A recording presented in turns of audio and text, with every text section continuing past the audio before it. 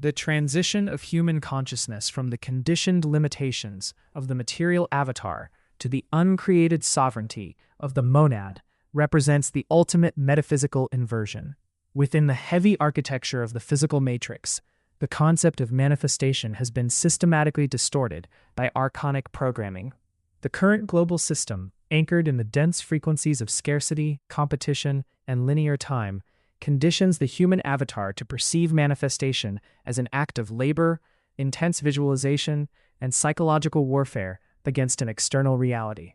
When operating strictly from the avatar level, an individual is forced to use the mind and the lower chakra vortexes to pull desired material resources across a fractured timeline.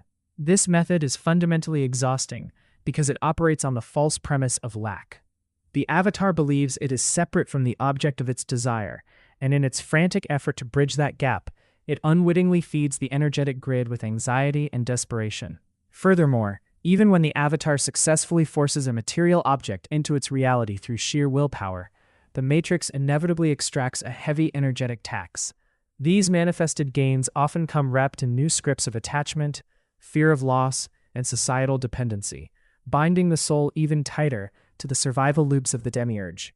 When you successfully override this biological container and settle completely into the monadic consciousness, the mechanics of reality creation are entirely revolutionized.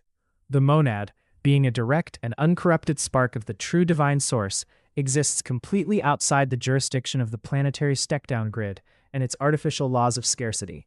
It does not exist in a state of wanting, nor does it recognize the illusion of separation. Therefore, when your awareness anchors into this uncreated essence, you no longer manifest. Instead, you emanate.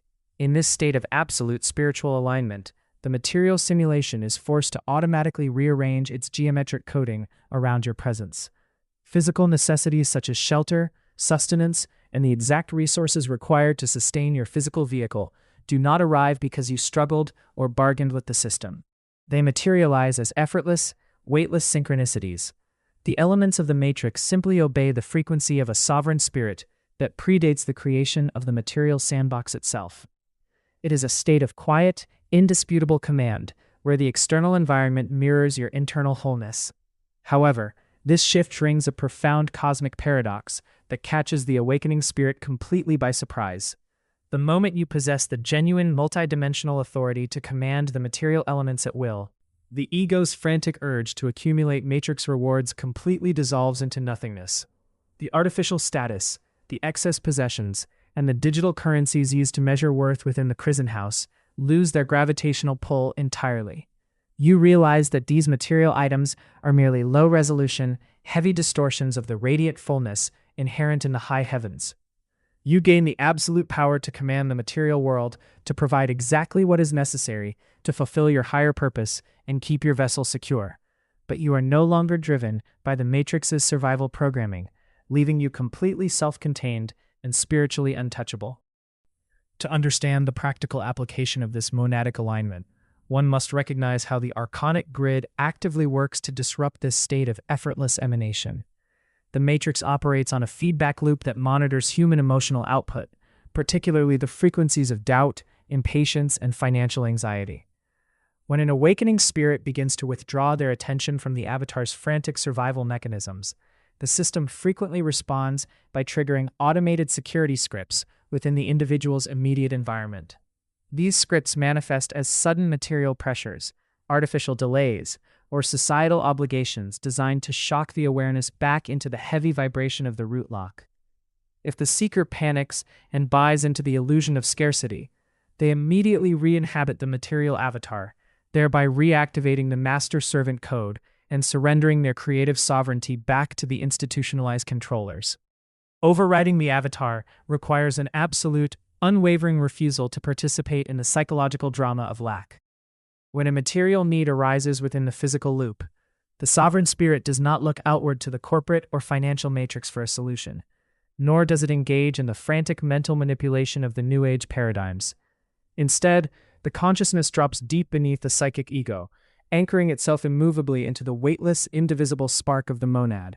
From this vantage point of internal fullness, the seeker looks at the material deficit not as a terrifying reality, but as a temporary glitch in a low-resolution simulation. By remaining completely neutral and resting in the profound knowing that the monad is already connected to the infinite supply of the true source, the external matrix is deprived of the emotional loosh it requires to sustain the blockages.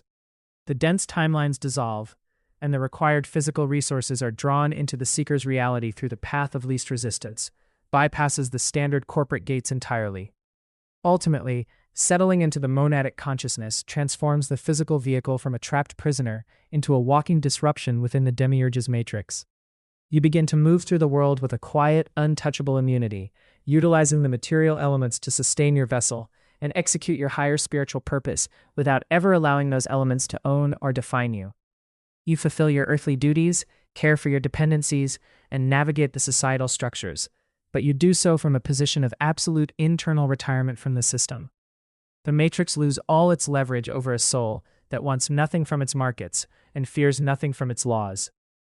By reclaiming the uncreated power of your divine inheritance, you stand as a living testament to the truth that the prison walls only hold power over the avatar, while the true, boundless spirit is, and always has been, entirely free.